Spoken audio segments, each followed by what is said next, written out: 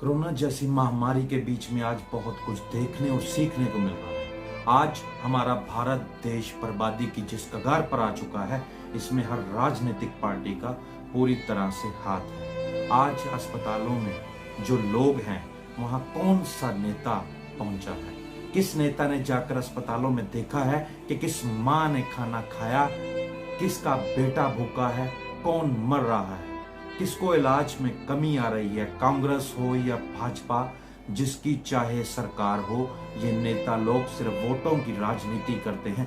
5 साल में एक बार जनता के बीच में जाकर जनता को अपना माई बाप बना लेते हैं, लेकिन अगले 5 साल उसी जनता का खून चूसते हैं और जनता के दिए हुए टैक्स पर ऐश करते हैं। आज किसी एक नेता का नाम बताइए जिसने अपना मासिक वेतन कोरोना जैसी महामारी से लड़ने के लिए छोड़ दिया।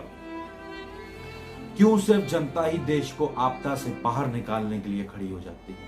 शिक्षा, रोजगार, स्वास्थ्य सेवाएं, ये सब जनता तक पहुंचाना किसी भी सरकार का काम होता है। लेकिन आज हमारे देश की विडंबना देखिए कि आज जनता अपनी सांसों के लिए खुद लाइन में खड़ी कर दी गई। जब जनता से सब कुछ करना ही था, तो इन सरकारों का क्या काम है?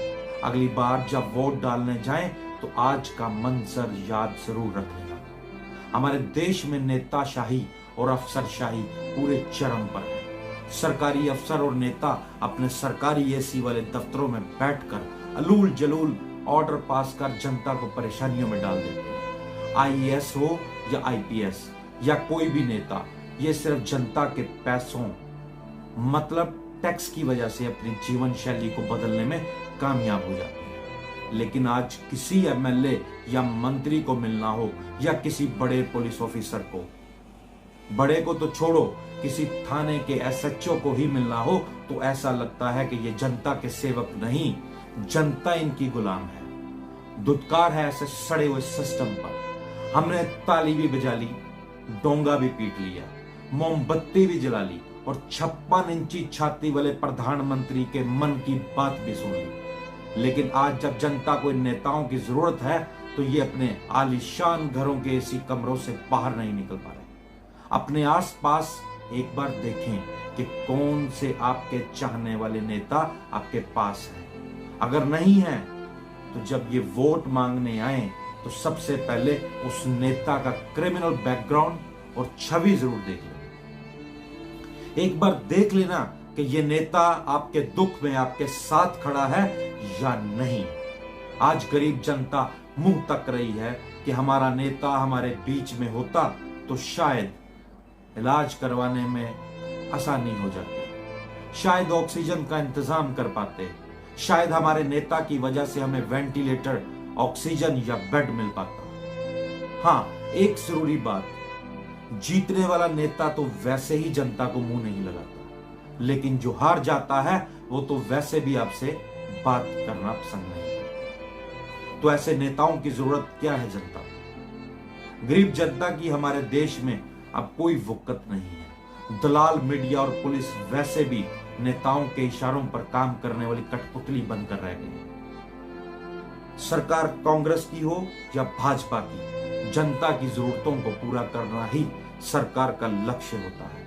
लेकिन आज कांग्रेस शासित या अन्य पार्टियों वाले प्रदेशों में भी चलन हो गया है कि केंद्र सरकार को ही जिम्मेदार बनाया जाए। इसी से अंदाजा लगाया जा सकता है कि नेता किसके सगे हैं। आप सब अपना ख्याल रखें और कोरोना जैसी महामारी से जितना हो सके बचकर रहें। आज हम जनता को कितना बेचारा और लाचार बना दिया गया। मोदी जी, हमें नहीं जरूरत किसी भी मंदिर मस्जिद की, हमें जरूरत है तो आज अस्पतालों की। अभी पता नहीं हमारे कितने पत्रकार साथी, कितने डॉक्टर, कितनी जनता अपनी जान से हाथ धो बैठेंगे। पता नहीं कल मैं जिंदा रहना है या नहीं। लेकिन आने वाले समय में हमें अपनी आने वाली नस्ल और अपने बच्चों के लिए इस सरकार से मंदिर मस्जिद की बजाय अस्पतालों को बनाने की विनती करनी चाहिए। हमें सोचना चाहिए कि किस देश को अच्छे अस्पतालों की जरूरत है।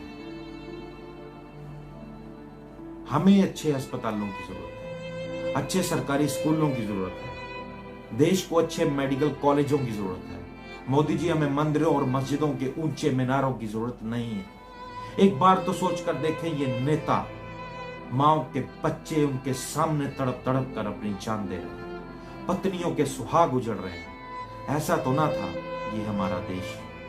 आज भी कुछ लोग आपदा में अवसर ढूंढ रहे हैं, नकली दवाइयां बेच रहे हैं, दवाइयों की कालाबाजारी कर रहे हैं। धर्म से बड़ा मानवता का धर्म होता है, जिसको शायद हम मंदिर मस्जिद करते करते भूल चुके हैं। सरकारों की नीतियों और नाकामी की सजा आज आम जनता भुगत रही है।